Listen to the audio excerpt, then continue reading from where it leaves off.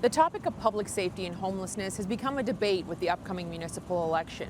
Some candidates promise it will be a priority, while others say it's a provincial issue.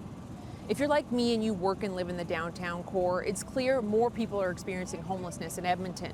But there's something else to consider, and that's with drastic funding cuts to day shelter spaces, many have nowhere else to go. I've been homeless over 20 years, actually. The latest numbers from Homeward Trust show that 5,000 people are experiencing homelessness in Edmonton. Cleo Pinnock is one of them. One thing that stands out to her in recent years is the lack of daytime shelter spaces. With nowhere else to go, Pinnock says she tries to find a space where she can stay warm, but she's not always welcome. You can't just go and sit at the mall. You're not allowed to just ride the transit. You can't sit in these transit spaces. Just because we're homeless doesn't mean we have to be outside. We too still need a safe space to be, and that can't always be the library. During the COVID-19 pandemic, there was a wealth of funding available for daytime spaces. But since then, it's slowly dried up. A recent study using interviews with 215 drug users in Edmonton found that losing access to these spaces was a common concern. There has been a literal tidal wave of cuts to spaces for people to go during the day, where there used to be spaces where thousands of people would go every day that are virtually non-existent now.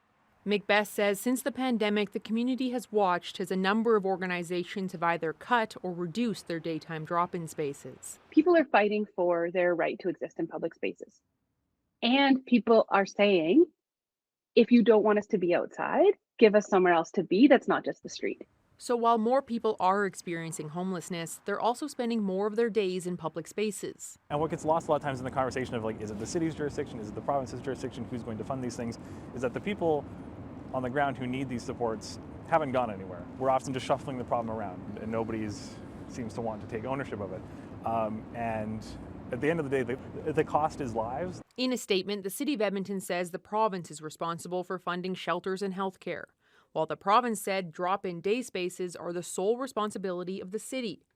Operators just hope that the results of the upcoming municipal election can help tackle this tug-of-war as winter approaches. The measure of a good society is how we treat our most vulnerable. And I'd say right now the City of Edmonton is failing at doing that. And so I really think that that we can do better, and that whether whoever it is that steps up, I mean, the sooner the better.